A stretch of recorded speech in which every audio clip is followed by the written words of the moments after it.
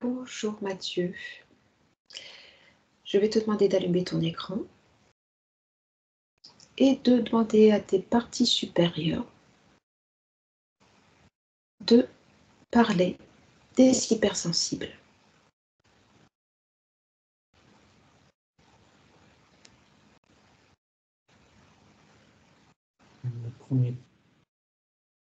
La première chose qui m'apparaît, c'est du bruit. J'entends des aboiements de chiens très forts et je les vois courir dans tous les sens, à gauche, à droite. J'ai C'est l'impression agressif. d'être dans les 101 dalmatiens, avec les chiens qui aboient sans cesse, qui courent dans tous les sens, et t'es au milieu. D'accord, c'est agressif.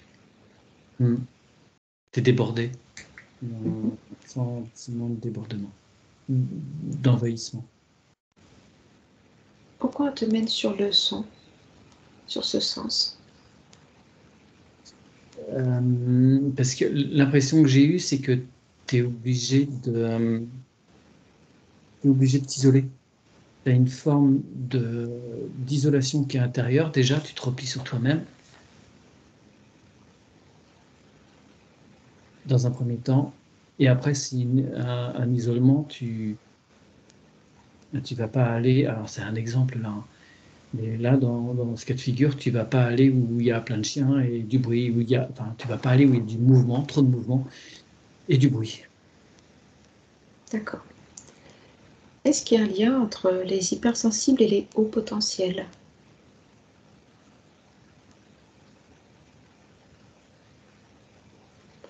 Alors, haut potentiel émotionnel, hein, ou intellectuel, quel qu'il soit.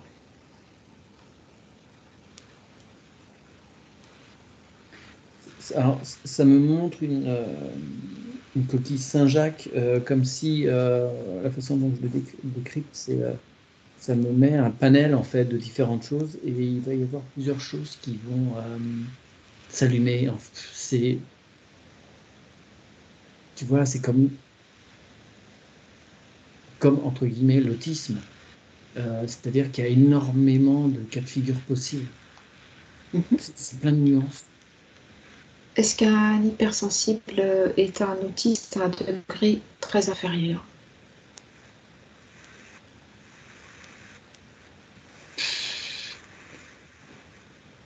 Si tu veux, je me rends compte qu'on va mettre des mots, parce qu'on a besoin de mettre des mots, mais Mhm. tout ça, c'est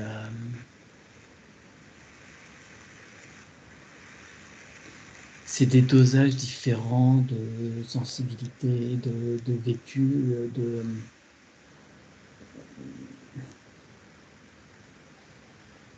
c'est le cerveau qui va essayer de se dépêtrer avec son entourage. Après, on y met des mots, mais tu pourrais mettre un mot différent sur chaque personne, en fait. Mhm. C'est l'hypersensibilité, mais après, c'est des curseurs, c'est des potentiomètres. Tu vois, une table de mixage, les grosses tables de mixage en son. Bah, après, tu vas régler des infimes détails. C'est pareil là. Et chaque configuration peut porter un nom différent. Mhm.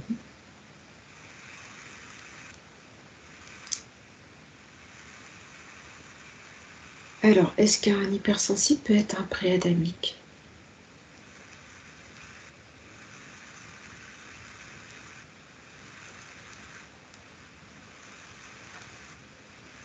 J'ai un écran noir là. J'ai aucune info. Ça ne me met rien. D'accord. Un adamique? Est-ce qu'ils le sont tous? J'ai eu un nom. D'accord. Qu'est-ce qui se passe quand l'émotionnel d'un hypersensible est à son paroxysme? Qu'est-ce qui tourne dans sa tête? Prends 2 écrans. Attends, ce que ça me mettait, c'est quelqu'un. Alors, ça me mettait des fréquences pas sinusoïdales, mais très en pointe, avec quelqu'un comme ça, là, qui se prend la tête. Alors, excuse-moi, tu as 2 écrans?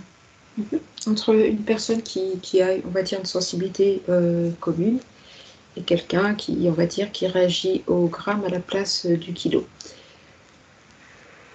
Savoir au niveau du cerveau quelle zone est affectée, est-ce qu'il y a une différence?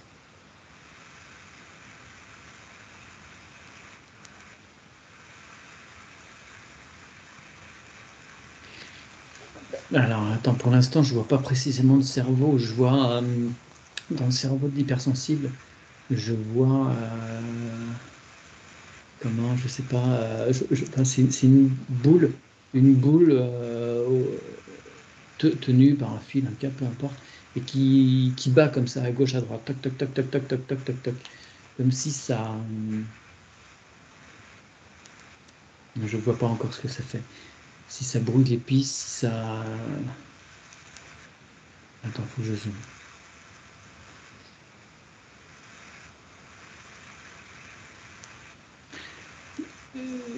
Ce que ça me montre, ce que mes parties supérieures me montrent, c'est que les différentes zones du cerveau s'allument à tour de rôle, de façon complètement aléatoire. C'est non-stop, ça clignote. Toc, toc, toc, toc, toc, toc, toc, toc, toc, toc. Et le cerveau de la personne qui n'est pas concernée, ça s'allume, il y a comme un fade-in, un fade-out, ça monte, ça s'allume, et ça s'éteint, et ça va repasser à une autre zone. Il y a moins cette frénésie de fréquence d'allumage, c'est chanté, c'est plus doux. Tu vois, en fonction des sollicitations, telles ou telles aires vont être sollicitées, ça, pareil pour les deux, mais c'est enfin, la rapidité d'allumage et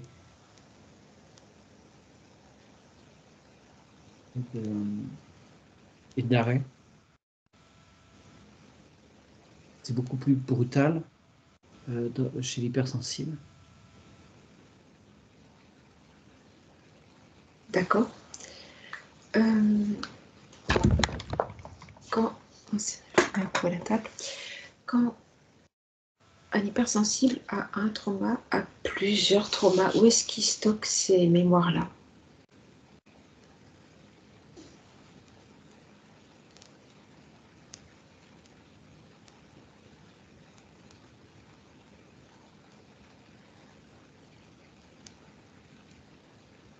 Est-ce que c'est au même endroit qu'une personne qui n'est pas concernée?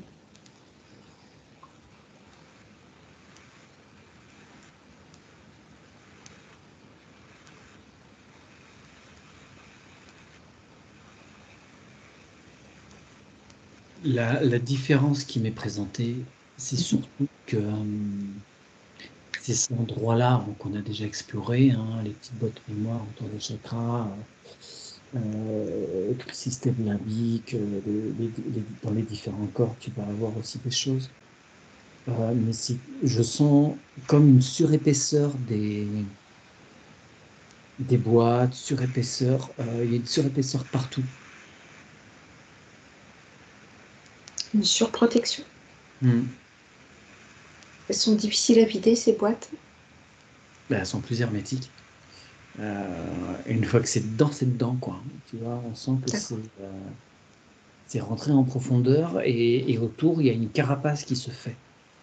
Ouais, carapace, c'est le terme. Pourquoi un hypersensible a besoin de grands moments de solitude pour se ressourcer?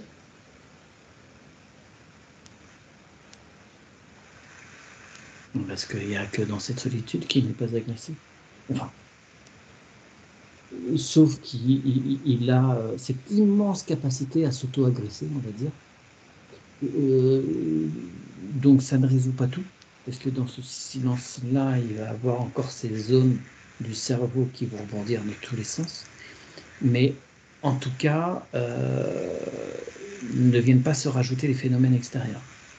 Donc déjà, ça limite un peu.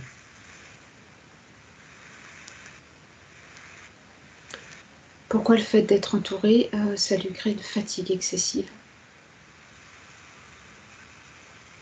tout ce qui, on va dire, convient aux personnes d'être entourées, de faire des fêtes, de la joie, des rires, du bruit, tout ce qui est vivant. Parce qu'il considère ça comme une agression, c'est-à-dire je le vois tout prendre, il se met pas en interaction. Donc il garde tout ça, il va pas se vider. Il n'est pas transparent, c'est-à-dire qu'il ne se laisse pas traverser par le son qui est fort, il le prend, il garde tout. Il y a vraiment cette notion, c'est comme il est sur cette carapace, il ressent les chocs. Il n'est pas en accueil, on peut dire. C'est ça, il n'est pas il n'est pas, il y a pas cette ouverture. Est-ce que Excuse-moi, parce qu'il a un mécanisme de défense qui est cette protection, de renfermement. le mécanisme de défense, il l'acquiert à l'enfance, il n'a pas été accueilli comme il se devait ou il l'a d'office? Attends, excuse-moi, j'ai pas compris la Ce question. mécanisme de défense, il apparaît dès l'enfance par un manque de considération ou il naît avec d'office, quelle que soit l'éducation qu'il reçoit?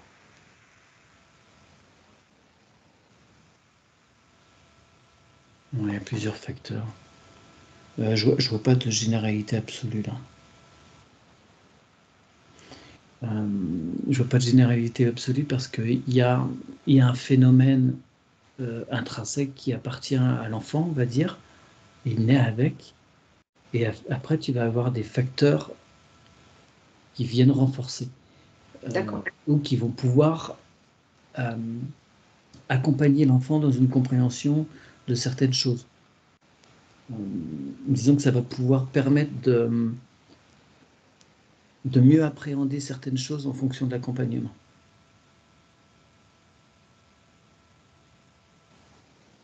Tu vois, sur la gestion des peurs, et voilà, il y a des approches. Ouais, tu sais, dans ce qu'on appelle l'éducation bienveillante, qui va permettre voilà, d'accompagner l'enfant, avoir du dialogue, des expériences qui vont permettre de dédramatiser, ou comment on appelle ça, tu sais, quand tu as des allergies, euh, quand les gens sont allergiques, on va les mettre on va faire oh, je sais pas. Il y a un terme pour qu'il ne soit plus là. Oui, comme des petits vaccins.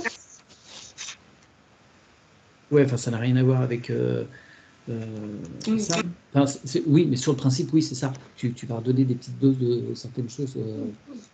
Voilà, c'est un terme. Et c'est ça, c'est comme mettre dans le bain l'enfant à petite dose, de façon à ce qu'il puisse appréhender et étape par étape euh, passer outre les blocages. est-ce que la société, telle qu'elle est conçue, est complètement inadaptée aux personnes hypersensibles, soit dans le milieu scolaire ou du travail? Là, c'est-à-dire que je vois que l'enfant est tout de suite d'emblée débordé. Donc, comme les choses vont plus vite, qu'il y a moins d'écoute, euh, même si l'exigence est moindre, euh, il y a la frénésie autour, tu vois, le mouvement des parents, il y a un débordement tout de suite.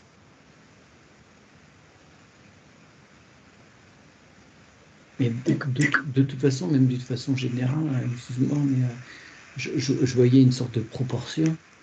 Hum, La société est de toute façon totalement inadaptée à l'enfant, de toute façon. Soit les rythmes scolaires, de toute façon, tout de suite, ce n'est Ah, pas si, adapté. Alors pour eux, c'est encore plus compliqué. d'accord. Est-ce que ça peut occasionner des problèmes de santé dans le futur? Hein. Ça me montre le stress, Le stress est dévastateur. voilà, qui va oxyder toutes les cellules et ouais, il y a le facteur stress tout de suite qui vient. En fait, est-ce que ce sont des personnes qui ont un stress anormalement, quasiment permanent?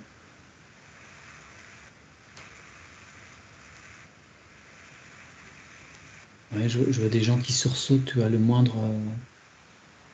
Je vois quelqu'un qui se fait caresser par quelqu'un derrière, tout gentiment, mais lui, il sursaute.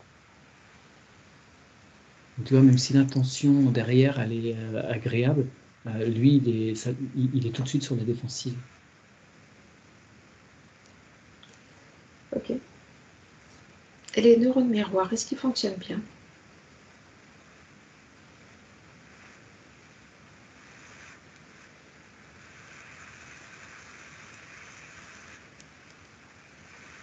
Je vois quelque chose qui tombe, qui se couche. Alors, je ne maîtrise pas du tout, hein, un neurone miroir. Tu me parles chinois, mais je vois quelque chose qui est mou, qui tombe. D'accord. Alors, est-ce que ce sont des personnes qui ont besoin de dormir beaucoup plus pour se régénérer? Quel est leur mode de régénération?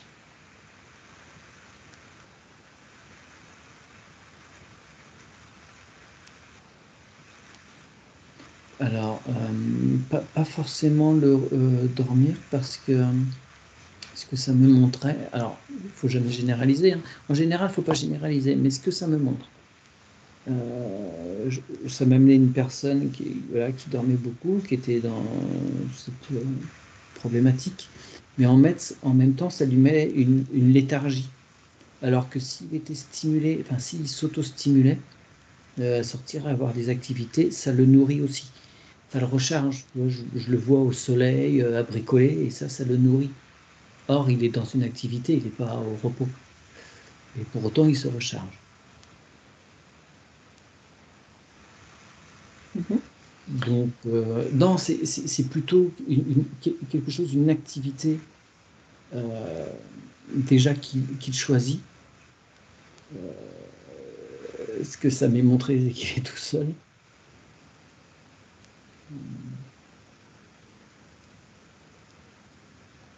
Ça m'amène plutôt des notions de solitude.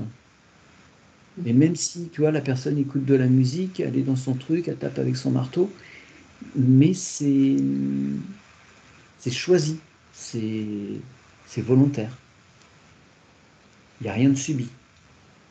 Mhm. Alors, moi, ce que j'ai remarqué, c'est que quand il y a un trop fort débordement, quand ça devient insupportable, tous les capteurs sont fermés. Et au lieu de tomber dans une hypersensibilité, on tombe dans une hyper-indifférence. Qu'est-ce qui se passe à ce moment-là? Alors, c'est le cerveau qui se met en sécurité. Il y a trop, en fait, il y a surcharge, donc c'est comme un phénomène de. Ouais, il y a une mise en sécurité. Il n'y a plus personne. La machine est provisoirement indisponible.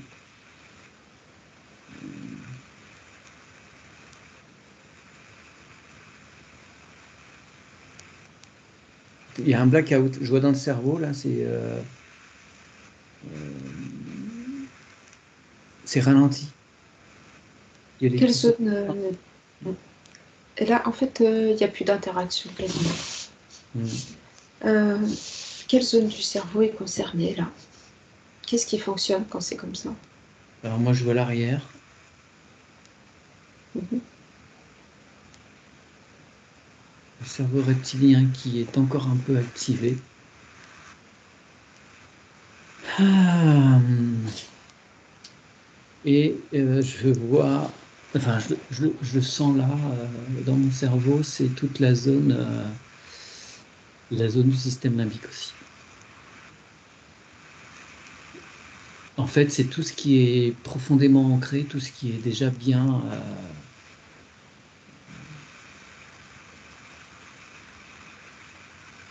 Voilà, les choses du passé, les choses solides, les choses qui sont bien profondément ancrées euh, comment on appelle ça, dans l'inconscient et dans le subconscient. La partie consciente, elle est moins. moins active. Il y a plus, tu vois, il y a plus de... Ouais, il y a une notion de stand-by, de quelque chose qui est au ralenti, en tout cas. D'accord.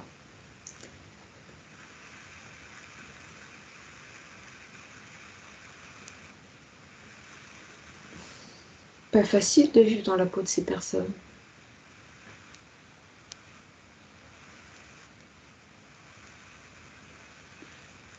Alors après, il y a des degrés, vraiment, il y a autant de cas que de personnes concernées. Donc,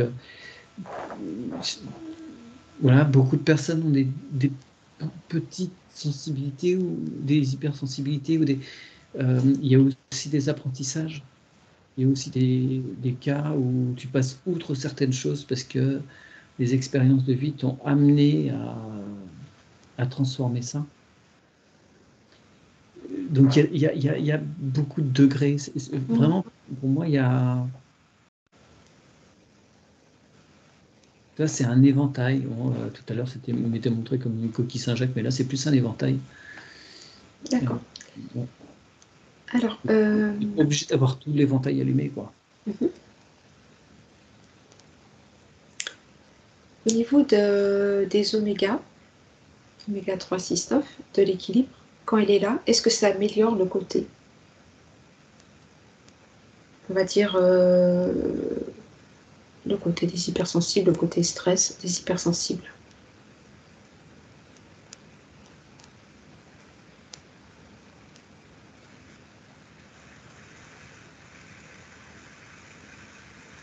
Alors, je demandais un cas de figure avec quelqu'un qui se complémente fortement. Et là, je le ressens au niveau de ma voix. Il y a un ralentissement. Il y a quelque chose qui se pose.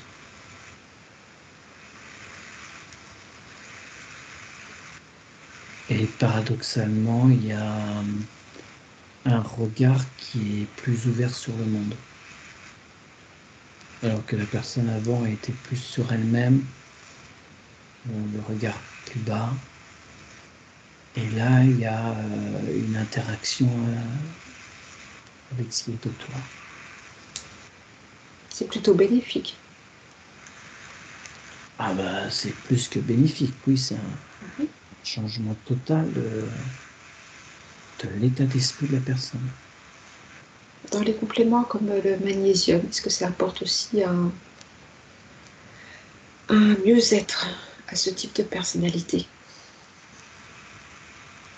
Alors, la notion que ça m'amène, là, c'est rigolo comme ma voix change en fonction de débit, c'est une vitalité. Ça donne du dynamisme. D'accord. Et la vitamine C?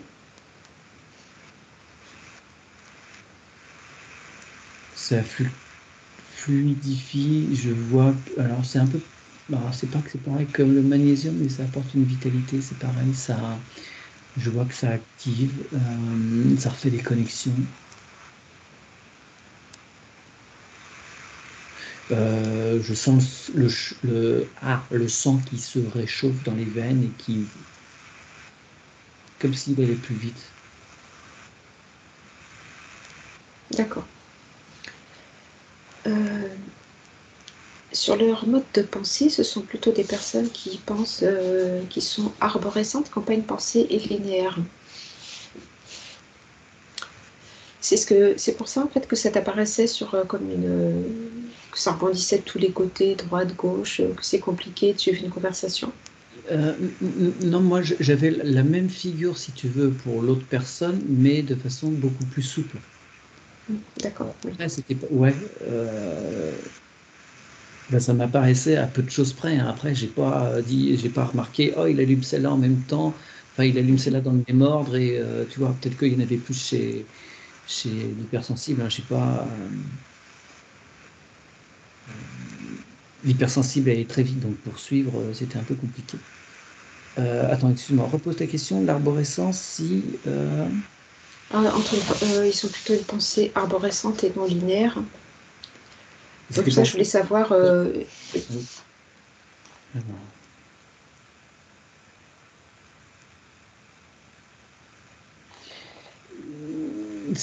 il y a une question de fréquence, de rapidité. Est-ce que l'autre personne va pouvoir aussi...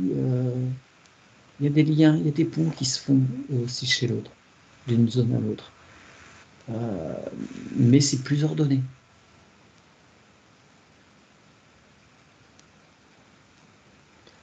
Disons que ça va aller par étapes. Alors que l'hypersensible, effectivement, des fois, il va avoir plusieurs zones allumées et ça crée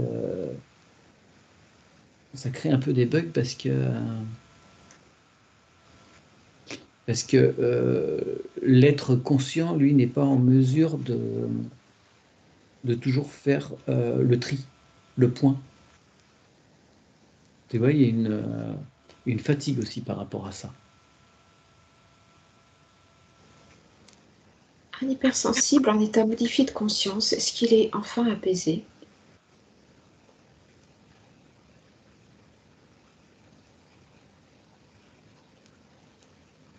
Ah bah oui, c'est vachement bien.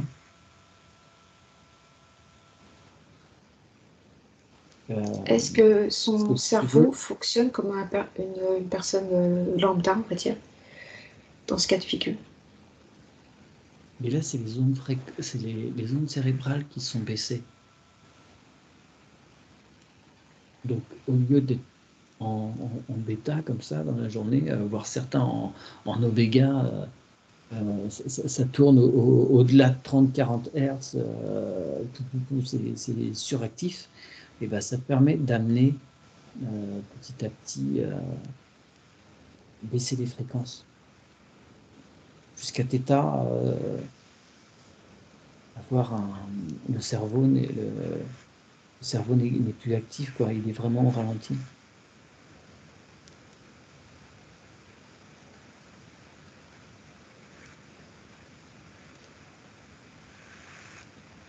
D'accord. Très bien.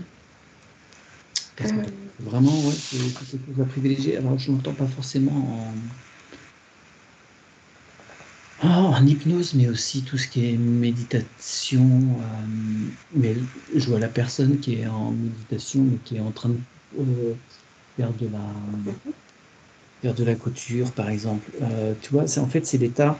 C'est pour ça que je voyais le bricoleur tout à l'heure.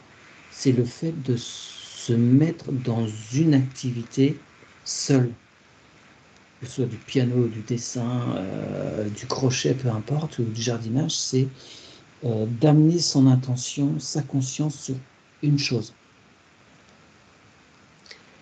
Est-ce qu'il y a un lien entre la susceptibilité et l'hypersensibilité? Est-ce que ça va de pair? Ben, c'est ce que je disais à un moment, c'est tout est motif d'agression. Donc, tu te prends des coups tout le temps, donc forcément, tu surréagis. Donc, ouais, t'es plus susceptible d'être. Je ne sais plus le terme que tu as employé. Susceptibilité et hypersensibilité, est-ce qu'il y a un Susceptibilité. lien? Tu es plus susceptible d'être susceptible. Ouais. D'accord. Bon, en fait, un hypersensible ne peut aller qu'avec un hypersensible, quoi. Alors, moi, ça me met une grosse croix rouge. Parce que non, parce que ça encourage cet état, justement. Oui, tu as une compréhension forcément, mais ça va, ça enferme. Euh, alors que une personne qui n'a pas le même degré de sensibilité, qui peut avoir une sensibilité sans avoir une hypersensibilité, ça va ouvrir au monde, ça va amener des expériences, ça va sortir du cadre. Et c'est important de sortir du cadre, sinon tu n'as jamais de remise en question, tu n'as pas d'évolution. Ouais, Elles sont l'évolution. Sinon, voilà, faut se trouver un ermitage et ça peut être un choix. Euh, mais pour l'hypersensible, c'est un enrichissement. Si c'est dans une moindre mesure, faut pas que ce soit extrême. Il ne faut pas que ce soit extrême. Très bien. On parle, mais c'est plutôt dans les années 80, on parlait beaucoup de spasmophilie. Est-ce que tu vois un lien? Est-ce que tout ça, en fait, finalement, ce sont des mots? Alors là, ça me ramène mon éventail, là, hein, Voilà, tu fais une crise de spasmophilie, tu fais... voilà. si tu veux, il y a une obligation de mettre des termes pour poser un diagnostic et il faut bien que le corps médical ou psychologique puisse justifier son travail, ses honoraires. Donc il y a des termes qui sont posés, mais c'est... Ok. Alors, j'aimerais que tu vois aussi, pour un hypersensible, est-ce que l'homéopathie est une médecine qui leur convient?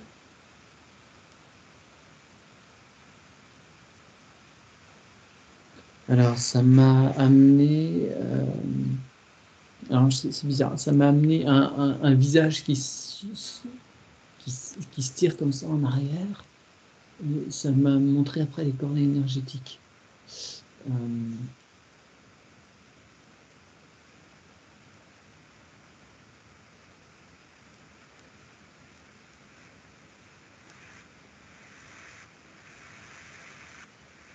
ouais, ça participe, ouais, oui, c'est une bonne, oui, oui, mais après il y a quand même un effet de la conscience de la personne. Il y a aussi l'éducation, la perception qu'il peut avoir de cette, cette forme de médicamentation. S'il adhère pas, ça ne marchera pas plus, hein. Tu as aussi un effet de la conscience, comment tu te places par rapport à ça. Parce que c'est vrai que c'est une médecine quand même qui est plus...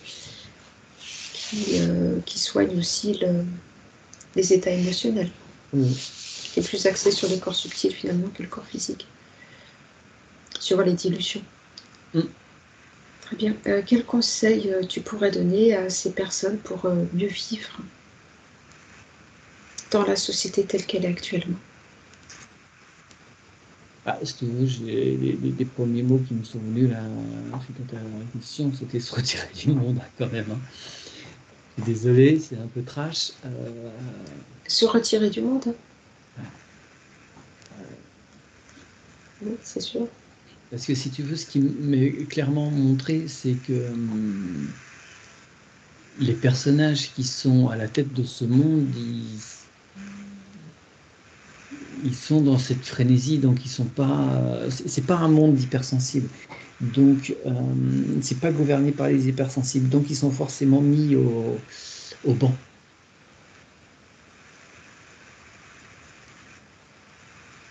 Donc, je vois vraiment des gens en marge qui s'épanouissent, je les vois en marge. Mhm. Qu'est-ce qui se passe quand deux hypersensibles se croisent?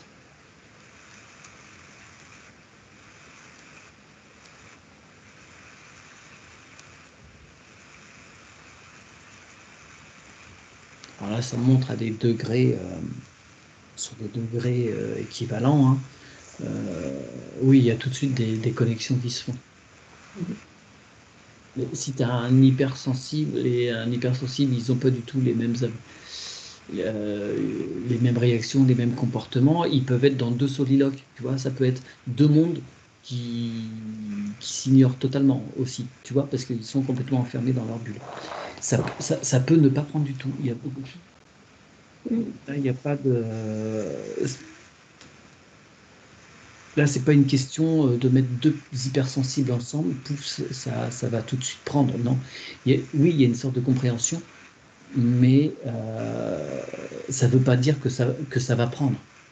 Si tu veux, là, il y a trop de facteurs qui rentrent en jeu pour que deux personnes rentrent amies ou deviennent amies ou plus. Mhm. C'est limité. Là, On ne peut pas catégoriser les choses. Allez, on va mettre tous les gens qui aiment la couleur jaune ensemble, toutes les personnes qui ont les cheveux rasés ensemble. Enfin, ça, c'est trop simple. Oui, c'est sûr. Est-ce qu'il y a un lien aussi entre l'hypersensibilité et l'esthétisme? Est-ce que être esthète est souvent le cas de ces personnes-là? Alors oui, parce que ça amène ça me montre une tonalité artistique, on va dire créatrice. Donc forcément. Mais ça m'amenait, encore une fois, hein, une sorte de focus. Ça va être certaines choses, un certain Certains type de détails? stylisme, voilà. Et à côté, il y a des trucs qui vont n'avoir c'est quoi l'expression? Ni queue ni tête. Tu vois, il n'y a pas forcément de cohérence. Quelqu'un qui regarde ça de l'extérieur, euh, ça peut être très saugrenu parce il y a une attention particulière sur une chose et le reste est complètement disproportionné. Enfin, ouais, il y a une disproportion. Est-ce que c'est une souffrance pour l'hypersensible de jamais être compris?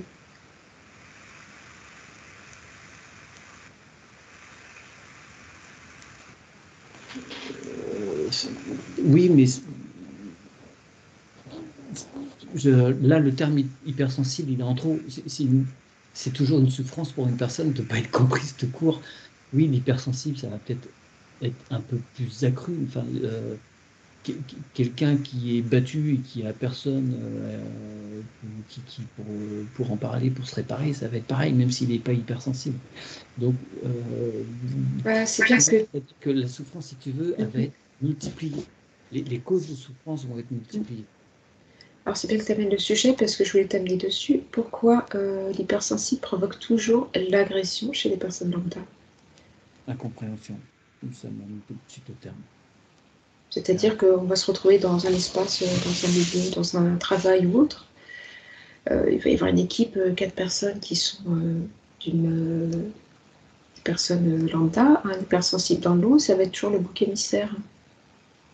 Les autres vont se lier, ça va toujours être la personne sur laquelle on va taper. Pourquoi ça provoque ça chez l'autre? Et oui, parce que ça me met les stratégies si tu veux, pour avoir une cohésion d'équipe, le fait d'avoir le bouc émissaire, ça va renforcer les liens entre les autres, au détriment d'un membre, mais les autres, ils sont solidaires entre eux.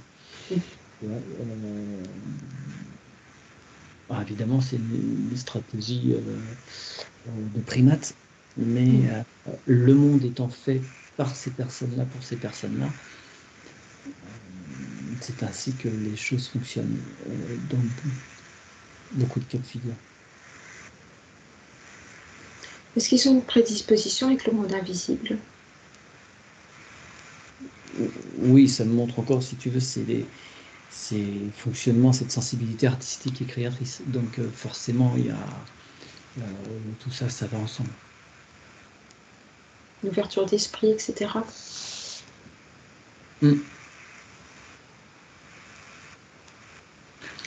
Alors tu veux... Pas sensible ne peut pas être ouvert à invisible. Alors, tu vas aller voir le nerf vague de ces personnes-là. Te connecter à une personne classique, un hypersensible, et voir leur nerf vague.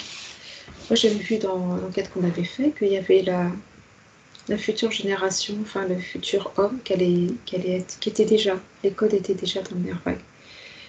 Que vois-tu pour ces personnes, s'il te plaît?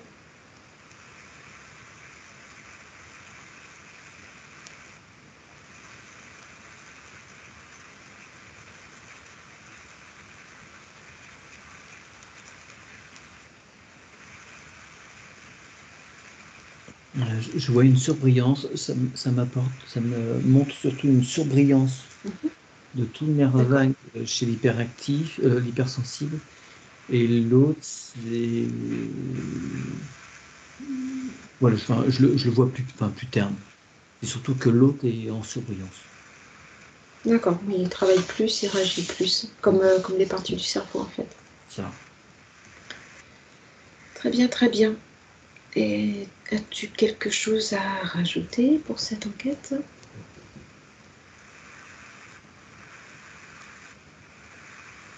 Des petits conseils pour les aider à mieux vivre? Ce que ça me disait, c'est que si vous regardez ces vidéos, déjà, si vous êtes abonné, si vous écoutez des trucs d'hypnose, c'est que vous faites sûrement partie des hypersensibles à différents degrés, hein, de conseils. Continuez d'explorer.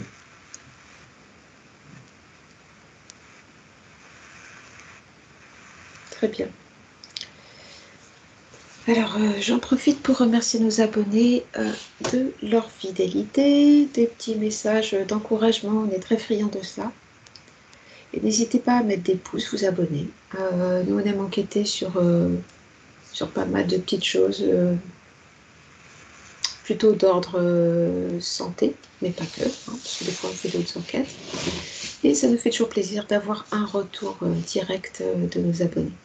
Et de parler de vos propres ressentis par rapport au Oui, sujet. Vos c'est propres questions. extrêmement enrichissant. Moi, je les lis tous. Alors, on ne répond pas forcément, mais on le note dans un coin de notre tête. On dit, ah, il faudra enquêter là-dessus, etc.